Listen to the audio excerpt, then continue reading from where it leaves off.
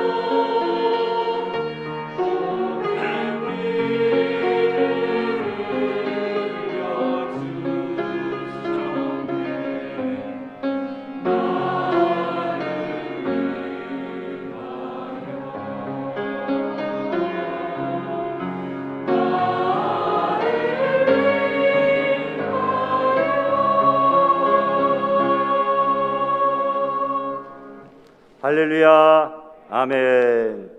예수 나를 위하여 십자가 지시고 피 흘리셨네. 나를 위하여 귀한 찬양으로 은혜 받게 됨을 감사합니다. 우리 찬양대 연습과 또 찬양대를 사명 감당하기 위하여 멀리서는 군산에서부터 차를 타고 오고 또 야근 밤샘 근무하시고도 또 이렇게 사명 감당하시는 그런 분들도 계십니다. 우리 객지에서 주일을 모교에서 드리기 위하여 저 멀리서 오시는 우리 정지현 선생님도 계시고, 또 여러 가지 모든 각자의 삶의 현장에서 일주일 동안 충성하시고 사명 잘 감당하시다가 오늘 이렇게 복된 주일, 일주일의 첫날 하나님 앞에서 예배드리는 주의 모든 성도들을 주님의 이름으로 다시 한번 축복하고 환영합니다. 다윗은 사울 왕으로부터 시기와 미움을 받아서 사울 왕이 자신을 죽이려고 한다는 그 사실을 알고 도망을 치기 시작하였는데 약 10년간에 걸친 다윗의 도피 생활이 시작된 모습을 보게 됩니다. 오늘 본문이 그 내용입니다. 그 나라의 왕인 사울이 다윗 자신을 죽이려고 한다는 그 사실을 깨닫고 이제는 어디로 가야 될지 막막합니다. 어느 곳에 숨어도 왕의 힘과 세력이 미치지 않은 곳이 없기 때문입니다. 힘 있는 어떤 누가 자기를 죽이려고 쫓아다닌다고만 해도 불안한데, 죽고 싶은데, 한 나라의 왕, 모든 권력과 힘을 가진 그 나라의 왕이 일개 소년 다윗을 죽이려고 쫓아다니고 있다. 지명수배됐다. 얼마나 무섭습니까? 자신의 곁에는 단지 몇 명의 부하만이 있을 뿐이고 거의 혈혈단신의 신세가 되고 말았습니다. 그런데 다윗은 도피 생활을 하면서 3번의 실수를 하고 맙니다. 실수의 원인은 자신이 앞으로 가야 될 길을 하나님께 묻지 아니하고 자신의 판단, 다윗의 판단으로 정했기 때문입니다. 다시 말하면 하나님을 전적으로 의지하지 않고 세상을 그리고 사람을 의지했기 때문입니다. 그것은 사울에게 쫓겨 도망치는 다윗의 심정이 매우 급박하고 초조했기 때문에, 당장 살고 죽느냐 이런 문제가 달려있기 때문에 하나님 앞에 아뢰거나 기도할 마음적인 여유조차도 없었기 때문입니다. 우리는 다윗의 실수를 보면서 타산지석과 그리고 반면 교사의 기회로 삼고자 합니다. 그래서 세상을 의지하는 자가 아니라 오늘부터라도 오직 하나님 여호와 한 분만을 의지하며 살겠다고 다짐하고 결단하는 우리 성도들이 되시기를 바랍니다. 다윗의 첫 번째 실수는 하나님을 의지하지 않고 칼과 병기를 의지하는 실수였습니다. 여기서 우리 첫 번째 교훈, 칼과 병기를 의지하지 말라라는 교훈을 얻게 됩니다. 다윗은 사울에게서 황급히 도망쳐 나왔으므로 충분한 준비를 할 겨를이 없었습니다. 자신을 도울 수 있는 부하도 몇 명 없었을 뿐만 아니라 군사로서 필요한 무기, 칼조차도 소유하지 못한 채 급하게 도망을 나왔습니다. 사울과 맞서 싸우려면 적어도 칼과 활이나 창이 있어야 되는데 그런 무기가 없이 다윗은 지금 비무장 상태입니다. 다윗이 첫 번째 도피처로 선택한 곳은 제사장 아히멜렉이 있는 노비라고 하는 땅이었습니다. 아히멜렉 제사장으로부터 병기를, 무기를 구할 수 있으리라 생각했기 때문입니다. 다윗은 그곳에서 떡을 얻어먹고 이 진설병, 하나님 앞에 성소에 봉헌하는 진설병, 떡을 얻어먹고 제사장에게 솔직하게 자신의 상황을 말해야 했음에도 불구하고 속였습니다. 왜냐하면 만약 제사장이 다윗이 사울과 원수가 되었다고 하는 사실을 알면, 현재 사울 왕으로부터 다윗이 도망다니고 있는 처지라 이 사실을 알면 사울 왕이 무서워서 다윗을 도와주지 않을 것이라 그는 그렇게 생각했기 때문입니다. 다윗이 아히멜렉에게 부탁합니다. 오늘 본문 8절에 여기 당신의 수중에 창이나 칼이 없나이까? 왕의 일이 급함으로 내가 칼과 병기를 가지지 못했다. 왕이 심부름으로 왔는데 내가 너무 급하게 왔느라고 무기를 가지지 못했는데 여기 칼이 있지 않습니까? 라고 물었습니다. 다윗이 거짓말을 했으나 아히멜렉은 아무 의심 없이 받아들이고 대답했습니다. 왜냐하면 다윗은 사울 왕을 대신하여 골리앗을 쳐 죽이고 다윗이 쳐 죽인 자는 만만이라 사울이 쳐 죽인 자는 천천이라, 이런 칭찬을 듣고 있을 정도로 국가적인 영웅이 되었기 때문입니다. 내가 엘라 골짜기에서 죽인 블레셋 사람 골리앗의 칼이 보자기에 쌓여서 에봇 뒤에 있으니 그것을 원한다면 가지고 가도 좋다. 아히멜렉 제사장이 대답합니다. 아히멜렉이 보관하고 있던 골리앗의 병기는 다윗이 골리앗을 물리친 후에 하나님께 감사의 제물로 골리앗의 칼을 바쳤던 것입니다. 그런데 이제 다윗이 다시 골리앗의 칼을 소유하게 됩니다. 그런데 이 사실을 가만히 몰래 옆에서 지켜본 사람이 있었는데 바로 사울 왕의 목자장, 가축을 돌보는 그 도액이라고 하는 악한 사람이 커튼 뒤에서 몰래 그것을 엿보고 있었습니다. 이 도액은 사울에게 이 일을 일러 바칩니다. 사울은 이 사실을 알고 크게 분노합니다. 아히멜렉이 자신의 원수인 다윗을 도와주었으니 그 아히멜렉을 반역자로 규정하고 아히멜렉은 물론이요 그의 집안 사람과 동료 제사장 85명을 한자리에서 몰살시켜버리고 맙니다. 다윗은 자신의 어리석은 행동과 잘못으로 빚어진 엄청난 불행의 소식을 듣고 큰 충격을 받습니다.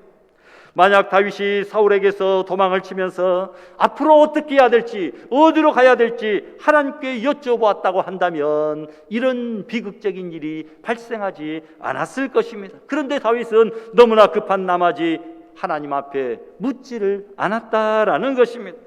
우선 자기 손에 병기가 없으니 불안해서 견딜 수가 없었습니다. 그래서 무기를 얻을 목적으로 아히멜렉을 찾아갑니다. 왕의 군대가 추격해 오는데 자신은 자기를 보호할 아무런 무기조차 없으니 일단 자기를 보호할 무기를 찾았다라는 것입니다. 다윗은 여호와를 의지하지 않고 칼과 병기를 의지하고만 셈입니다. 그 결과 무고한 사람들 아히멜렉과 그의 동료 제사장까지 85명이 비참하게 다윗 때문에 몰살을 당하고 죽고 말았습니다. 그런데 여러분, 다윗은 예전에는 그렇지 않았습니다. 다윗이 골리앗을 물리칠 때에 다윗의 손에 칼과 무기가 있었습니까? 없었습니다. 단지 지팡이와 목동의 지팡이와 물매와 물맷돌 5개 뿐이었습니다. 그때 다윗은 이렇게 외칩니다. 너는 칼과 창과 단창으로 내게 오거니와 나는 만군의 여호와의 이름, 내가 모욕하는 여호와의 이름으로 내게 가노라. 자기에게 칼과 창과 단창은 없지만 여호와의 이름으로 골리앗과 싸운다, 이렇게 고백했던 그 시절의 순수한 신앙을 잃어버리고 그만 칼과 병기를 의지하는 자가 되고 말았다라는 것입니다. 우리 성도들도 신앙생활 초기에 하나님만 의지하던 그 순수한 믿음과 신앙을 잃어버리고 오늘날의 우리 모습들은 세상의 병기, 칼과 무기, 돈과 권력을 의지하는 우리들의 모습으로 변질되어 있지는 않습니까? 현대인들에게 칼과 병기는 무엇입니까? 돈과 지식과 경험과 권력과 기술들입니다. 그 중에서 가장 영향력이 큰 무기는 돈입니다. 현대인은 지갑에 돈이 없으면, 통장에 돈이 없으면 어깨가 힘이 축 처져 있습니다. 반대로 지갑과 통장에 돈이 들어가 있으면 어깨에도 힘이 들어갑니다.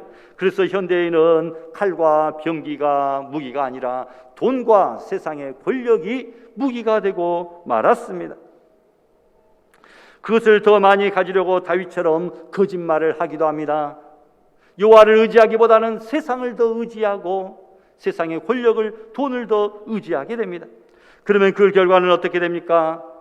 실패와 실수와 불행이 뒤따르게 됩니다. 그러므로 여러분, 칼과 병기를 의지하지 마십시오. 여러분, 돈을, 권력을, 명예를, 세상을 의지하지 마시기를 바랍니다. 오직 여호와를 의지해야 됩니다. 잠언 말씀에도 여호와를 의지하는 자는 안전하리라, 여호와를 의지하는 자는 안전하리라고 말씀합니다. 여러분, 또한 너는 범사의 그를 인정하라, 그리하면 내 길을 지도하시리라고 잠언 3장에서 말씀하고 있습니다. 미국의 백화점 왕인 존 페니의 이야기입니다. 그는 목사님의 아들로 태어나서 사업에 투신했으나 심한 재정난으로 결국은 자살까지 생각하게 되었습니다. 급기야는 격리병원에 수용이 됐습니다. 정신병원 비슷한 그런 격리병원에. 왜냐하면 심한 우울증으로 자살을 시도했기 때문이죠. 어느 날 아침 낭망하고 좌절한 그에게 저 멀리서 찬송 소리가 들렸습니다. 그는 무거운 몸을 이끌고 그곳을 찾아갔더니 어느 건물 조그마한 방에서 기도회가 열리고 있었습니다.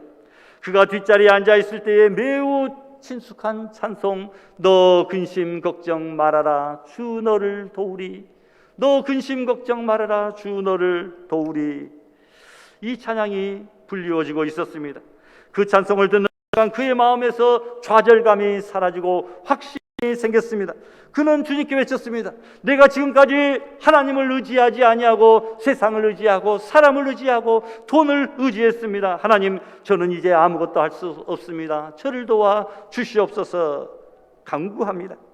나중에 그는 고백하기를 나는 무한한 어두운 공간에서 찬란한 태양빛으로 옮겨지는 느낌이었고 마음속에 무거운 짐이 옮겨져서 그 방을 나올 때는 나는 새로운 사람이 되었습니다. 나는 마비된 심령으로 불이 죽어서 그곳에 들어갔으나 해방되어 기쁜 마음으로 그곳에서 나왔습니다. 이런 고백을 합니다. 하나님께서 그의 건강과 정신을 지키시고 돌봐주셔서 회복이 되었으며 다시 사업을 해서 크게 성공할 수 있어서 미국의 백화점 왕이라고까지 불리우는 거부가 되었습니다. 선하신 주님께서는 주님을 섬기고 의지하는 사람을 보호하시고 후손에게까지 영적인 육적인 복을 베풀어 주시는 줄 믿습니다. 세상에 병기를 의지하지 말고 온전히 하나님만 의지하는 우리 성도들이 되시기를 바랍니다. 두 번째 교훈은 무엇입니까? 사람과 권력을 의지하지 말자라는 교훈입니다. 다윗의 두 번째 실수, 하나님보다 사람과 권력을 의지하고 말았습니다. 다윗은 비무장 상태에서 골리앗의 칼을 소유했습니다. 그 칼은 예사 칼이 아니라 골리앗의 명품 칼이었지만 그 칼이 다윗에게 안전과 평안을 가져다 주지 못했습니다. 다윗은 여호와께 기도하지 아니하고 이번에도 자기 생각으로 두 번째 피난처를 선택했는데 그가 선택한 곳은 바로 블레셋 땅이었습니다. 블레셋은 이스라엘과 원수지간의 나라입니다. 블레셋을 선택한 이유는 사울 왕이 제일로 두려워하는 나라가 블레셋 나라였기 때문입니다. 그곳으로 도망가 있으면 사울도 그곳까지는 쫓아오지 못하겠지. 원수의 땅 블레셋에 가 있으면 사울도 어찌할 수 없겠거니 라고 생각합니다. 그래서 가드 성으로 도망을 가서 그곳의 성주인 아기스 왕에게 투항을 합니다. 아기스 왕의 신하들은 다윗을 경계하면서 왕에게 간언을 합니다. 왕이시여, 이 사람이 누구입니까? 이스라엘 그 땅의 왕 다윗이 아닙니까? 지금은 사울이 왕이지만 이 다윗의 인기가 더 높고 앞으로 이스라엘의 왕이 될 사람 아닙니까? 그래서 이스라엘 백성이 칭송하기를 사울이 죽인 자 천천히요 다윗이 죽인 자 만만이라 한 자가 아닙니까? 어찌하여 이 원수인 사람을 받아주시려고 합니까? 라고 이야기합니다. 아기스는 그동안 블레셋의 가장 큰 위협이었던 이스라엘의 다윗 장군이 투항해 오자 처음에는 좋아했다가 신하들의 하는 말을 듣고는 정신이 번쩍 들었습니다. 다윗이 가만히 보니까 아기스 왕의 눈빛이 달라지는 것을 보고 잘못하다가는 까딱하다가는 자기가 죽을 수도 있겠구나 생각을 합니다. 그래서 다윗은 그 위기를 모면하기 위하여 갑자기 그의 행동을 변하여 미친 척을 합니다. 다리를 질질 끌면서 대문짝에 끄적거리며 수염에 침을 흘리며 그런 미친 짓을 하고 있었습니다. 아기스 왕이 그 모습을 보고 신하들에게 말합니다. 어찌하여 이런 사람을 내게로 데려왔느냐? 내게 미치광이가 부족해서 이런 사람을 데려다가 또 이런 미친 짓을 하게 하느냐? 당장 내쫓아라. 다윗은 걸음하나 살려라 하면서 블레셋의 가드성을 도망쳐 나왔습니다. 살기 위하여 한 나라의 영웅이 골리앗을 쳐 죽인 이제 장군이 된 다윗이 미친 척을 원수 앞에서 했어야 했으니 얼굴이 뜨겁고 얼마나 수치스러운 일입니까? 또 다윗으로 인하여 하나님의 이름이 모욕과 조롱을 당하였음이 틀림이 없습니다. 다윗이 왜 이런 일을 당했을까? 그가 여호와를 의지하지 아니하고 세상의 권력을 사람을 의지했기 때문이다라는 겁니다. 하나님께 기도합니다. 내가 무엇을 해야 되며 어디로 가야 될까요? 이렇게 기도를 해야 됐는데 다윗은 하나님 앞에 묻지도 아니하고 자기의 생각과 판단대로 처음에는 병기를 무기를 의지하더니 이제 두 번째로는 사람과 권력을 의지했다라는 것입니다. 하나님께 기도했다면 하나님께서 안전한 피난처를 제공해 주셨을 것입니다. 그런데 다윗은 자기 생각으로 잘못된 길을 가고 말았습니다. 이방인의 땅 블레셋에 망명하는 것은 하나님의 뜻이 아니었기 때문입니다. 게다가 실질적인 이스라엘 왕인 사람 다윗이 원수의 왕 앞에서 신하들 앞에서 미친 척을 해야만 하는 그런 비참한 지경에 떨어짐으로 하나님의 영광이 땅에 짓밟히는 그런 순간이 되고 말았다라는 거죠. 우리 성도들은 하나님 나라의 국가대표 선수들입니다. 우리가 잘못하면 하나님이 욕먹고 교회가 욕을 먹고 여러분 기독교가 욕을 먹을 수 있습니다. 우리는 하나님 나라의 국가대표 선수들로서 세상 앞에서 비굴하게 이렇게 조롱을 당하며 모욕을 당하며 미친 척 해야 되는 그런 상황에 떨어졌어야 되겠습니까? 그래서 시편에 보니까 내가 두려워하는 날에는 주를 의지하리이다. 내가 하나님을 의지하고 그 말씀을 찬송하올지라. 이렇게 다윗은 고백을 합니다. 로버트 슐러 목사님의 차남 프랭크 밴드 마틴이라고 하는 사람은 18세의 아버지가 경영하는 대장간에서 사고를 당하여 왼손에 엄지손가락을 제외한 나머지 4손가락을 절단하게 되었습니다. 그런데 그는 좌절하지 않고 나머지 오른손에 있는 5손가락과 왼손에 엄지손가락을 이용하여 바이올린을 연주하기에 이르렀고 열심히 연습하여서 오하이오주에 있는 교향악단의 뛰어난 바이올리니스트가 되었다라는 것입니다. 여러분, 성도의 삶은 바로 이런 것이다 라는 거죠. 현재의 상황에 개의치 아니하고 오히려 그 모든 상황을 하나님이 주신 기회임을 인정하고 하나님께 맡기면 전화위복의 역사를 맞이할 수 있다라는 것입니다. 자기의 처지를 약진의 발판으로 삼아 하나님 앞에 기도하고 열심히 연습하고 최선을 다한 결과 그는 위대한 연주자가 될 수 있었다는 것이죠. 여러분, 그러므로 우리도 범사에 즉 희로애락의 어떠한 순간에도 하나님께 영광을 돌리며 그분만을 인정하며 오늘도 내 자신의 명체를 의지하지 말고 주님의 온전한 도우심과 그 은혜 가운데서 승리하며 살아가는 우리 믿음의 성도들이 되시기를 바랍니다. 다윗은 사울을 두려워하여 블레셋으로 망명했습니다. 다윗은 사람을 의지하고 권력을 의지하려고 했습니다. 그 결과에 올무에 걸리고 원수 앞에서 죽을 뻔했습니다. 우리는 깨달아야 됩니다. 사람을 두려워하면 올무에 걸리게 되거니와 여호와를 의지하는 자는 안전하리라고 하는 이 하나님의 말씀을 꽉 붙잡아야 됩니다. 사람을 의지해서 얼마나 안전하고 도움을 받았던가요? 사람을 의지하면 반드시 결국은 올무에 걸리게 된다라는 것이죠. 그러나 여호와를 의지하는 자는 안전하리라. 사람이 그만큼 배신도 잘하고 속이기도 잘하고 그리고 약하다라는 것입니다. 사람을 의지하는 자, 권력을 의지하는 자는 망하지만 오직 여호와를 의지하는 자는 안전하다고 하는 귀한 사실을 생각하며 여호와 하나님만 의지하는 복된 인생이 되시기를 부탁합니다. 다윗의 세 번째 실수입니다. 결국 혈육을 또한 의지하고 말았습니다. 따라서 우리는 혈육을 의지하지 말고 여호와만 의지해야 됩니다. 다윗은 블레셋도 자신의 자체가 되지 못한다는 것을 알고 이제 어디로 가야 될지 막막했습니다. 다윗은 일단 아둘람 굴로 도망을 칩니다. 이 아둘람에는 수많은 동굴들이 있어서 어떤 추격군이 와도 도망치고 숨기에 참으로 용이한 장소였습니다. 이곳에 있는 동안 다윗의 식구들이 크게 늘었습니다.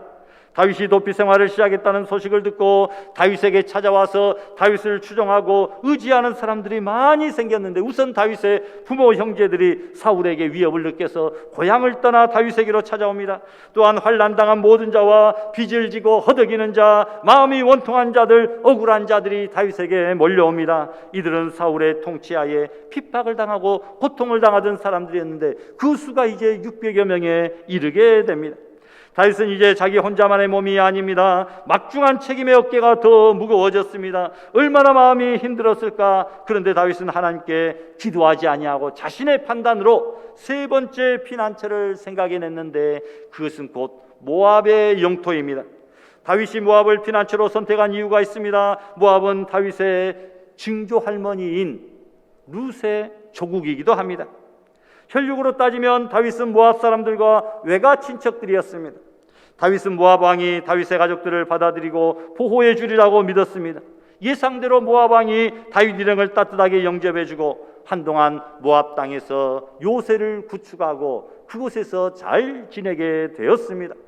하지만 하나님은 다윗의 행동을 기뻐하지 않으셨습니다. 하나님은 선지자를 다윗에게 보내시어 말씀합니다. 이 요새에 있지 말고 떠나 유다 땅으로 들어가라. 하나님은 다윗에게 왜 유다 땅으로 들어가라고 하셨을까요? 그것은 다윗이 혈육을 의지하지 말고 오직 여호와 하나님만을 의지하기를 원하셨기 때문이다라는 것입니다. 성경은 우리에게 경고하고 있습니다. 예레미야 17장 5절과 6절에 뭐라고 이야기합니까? 다 같이 한번 봉독할까요? 무릇 사람이 믿으며 혈육으로 그 권력을 삼고 마음이 여호와에게서 떠난 그 사람은 저주를 받을 것이라. 그는 사막의 떨기나무 같아서 좋은 일에 오는 것을 보지 못하고 광야 간조한 곳 건건한 땅 사람이 거하지 않는 땅에 거하리라. 아멘. 사람을 믿으며 혈육으로 권력을 삼고 마음이 여호와에게서 떠난 사람은 저주를 받게 되는데, 광야 간조한 곳 건건한 땅 사람이 거하지 않는 황무지에 거하게 된다. 그러나 반면에 여호와를 의지하는 자는 이렇게 된다고 또한 7절과 8절에서 말씀하고 있습니다. 봉독합니다. 그러나 물은 여호와를 의지하며 여호와를 의뢰하는 그 사람은 복을 받을 것이라. 그는 물가에 심겨온 나무가 그 뿌리를 강변에 뻗치고 더위가 올지라도 두려워 아니하며 그 잎이 청청하며 가무는 해에도 걱정이 없고 결실이 그치지 아니함 같으리라. 아멘. 그러므로 우리는 여러분 혈육을 의지하지 말고 여호와를 의지하는 자가 되시기를 바랍니다. 혈육을 의지하고 하나님을 의지하지 않으면 그런 사람은 저주를 받습니다. 그러므로 우리는 여호와를 의지하면 물가에 심겨진 놀라운 복을 받습니다. 그래서 시편 91편에 내가 여호와를 가리켜 말하기를 저는 나의 피난처요 나의 요새요 나의 의뢰하는 하나님이라, 이렇게 고백을 합니다. 그의 믿음이 성숙되어지고 더 깊어진 것을 보게 됩니다. 여러분들은 인생을 살아가면서 절박한 위기를 만났을 때 가장 먼저 무엇을 하십니까? 힘이 될 만한 사람을 찾아다니십니까? 아니면 돈을 구워줄 만한 사람을 찾아다니십니까? 우리 인생사에서 우리의 생사의 결정권을 쥐고 계시는 분, 사업의 결정권을 쥐고 계시는 분, 자녀 양육의 키포인트를 쥐고 계시는 분이 과연 누구십니까? 하나님이십니다. 하나님을 만나기 전에는, 하나님께서 사인하시고 결제하시기 전에는 우리의 모든 노력과 애쓰는 것이 다 헛수고일 수밖에 없다는 사실을 우리는 깨달아야 됩니다. 위기를 극복하기 위해서 노력하십시오. 그러나 그 모든 노력들이 결코 인생의 주권자이신 하나님 앞에 엎드려 기도하는 것보다 앞서지 않게 하시기를 바랍니다. 매사의 기도로 먼저 하나님 앞에 결제받고 사인받고 지시받고 그 다음에 우리의 최선을 다할 수 있기를 바랍니다. 여러분, 새는 날개가 아무리 무거워도 그것을 떼어버리지 않습니다. 그 날개 때문에 높은 하늘을 날아오를 수 있기 때문입니다. 배는 돛이 아무리 무거워도 그것을 잘라버리지 않습니다. 왜냐하면 그 돛으로 말미암아 앞으로 나아갈 수 있기 때문입니다. 기차는 화통이 아무리 무거워도 그것을 끝까지 달고 다닙니다. 왜냐하면 그 무거운 기관차가 없다고 한다면 단 1m도 전진할 수 없기 때문입니다. 비행기는 날개가 아무리 무거워도 그것을 작게 만들려고 하지 않습니다. 왜냐하면 그 날개로 인하여 더 높이 나아오를 수 있습니다. 어떤 사람이 시계에 달린 좌우로 왔다 갔다 똑딱 똑딱 하는 큰 줄을 보고는 그 시계가 힘들어하는 것 같아서 그 줄을 떼어버렸습니다. 그랬더니 그 순간 시계바늘이 멈춰서고 말았습니다. 마찬가지입니다. 성도는 하나님이 아무리 부담스럽고 교회가 아무리 거추장스럽다 할지라도 하나님을 떠나거나 교회를 버려서는 안 된다라는 것입니다. 그 순간 바로 우리 인생은 망하기 때문이고 멈추기 때문이고 죽기 때문입니다. 여러분, 누구를 의지하십니까? 무엇에 인생을 걸고 있습니까? 인생의 참된 주관자가 되시는 하나님을 바라볼 수 있기를 바랍니다. 말씀을 정리합니다. 이스라엘의 사회는 염도가 너무나 높아서 몸이 물에 가라앉지를 않습니다. 그래서 위험하지 않을 것 같지만, 그러나 그 사회물에 들어갈 때에는 반드시 지켜야 될 안전수칙이 한 가지가 있습니다. 그것은 절대로 손과 발을 첨벙거리며 물장구를 치거나 옆 사람에게 물을 튀게 해서는 안 된다라는 것입니다. 헤엄치지 말아라는 것이죠. 부력을 높아서 가만히 누우면 저절로 몸을 뜨게 하는 안전한 재미있는 물이지만, 물에 빠질까 봐 걱정하여 몸에 힘을 주게 되면 몸의 균형을 잃고 결국은 허우적거리게 됩니다. 그러면 바닷물이 눈에 들어가게 되는데 사해물은 다량의 광물질을 함유하고 있어서 눈에 들어가면 몹시 쓰리고 아플 뿐만 아니라 심지어는 실명까지 된다고 합니다. 수영을 한다고 첨벙거리다가는 자신이나 옆에 있는 사람에게 큰 해를 끼칠 수가 있다는 것이죠. 결국 모든 사람들에게 공통된 주의사항은 무엇입니까? 힘을 빼고 가만히 바닷물에 자신의 몸을 맡기고 누워야 된다. 이것이 유일한 안전수칙입니다. 아무리 쉬워 보이는 것에도 반드시 지켜야 될 법칙이 있습니다. 우리 인생에도 안전을 위한 유일한 법칙이 있는데, 만물의 창조자이자 유일한 구원자이신 하나님께 우리 자신을 온전히 내어 맡기고 주님 앞에 온전히 내어 맡기는 것, 바로 그것인 줄 믿습니다. 최첨단의 과학기술로 만들어진 항공기도 짙은 안개 속에는 별 수가 없습니다. 안개 때문에 공항 활주로에 착륙하지 못하고 회항하다가 결국은 이루겠던 그 공항으로 다시 되돌아가는 그런 모습들을 우리는 많이 봐왔잖아요. 아무것도 아닌 것 같은 그 안개, 그것조차도 극복하지 못하는 것이 현대의 비행 기술이요 과학의 단계다라는 것입니다. 인간의 생사화복은 물론 바람과 구름과 안개와 이슬과 비까지 자연을 조종하시고 역사하시는 분은 바로 우리 하나님이십니다.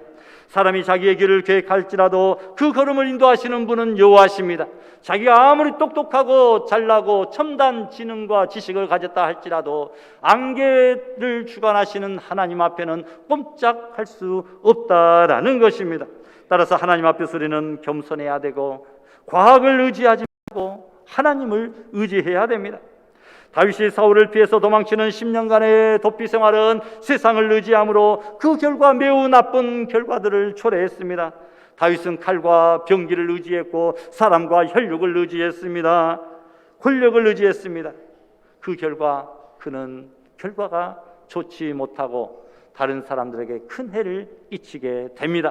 그러나 나중에 하나님만 바라보고 하나님을 의지하고 하나님께 더 가까이 나아가며 모든 것을 맡기고 의지하는 다윗의 생애를 하나님은 더 복되고 아름답고 빛나게 해주시는 줄을 믿습니다. 현대의 칼과 병기인 돈을 의지하지 말고 사람과 권력을 의지하지 말고 혈육과 가족까지 의지하지 말고 오직 인생의 주관자 되시는 하나님만을 의지하는 복된 아름다운 인생이 다 되시기를 주님의 이름으로 축원합니다.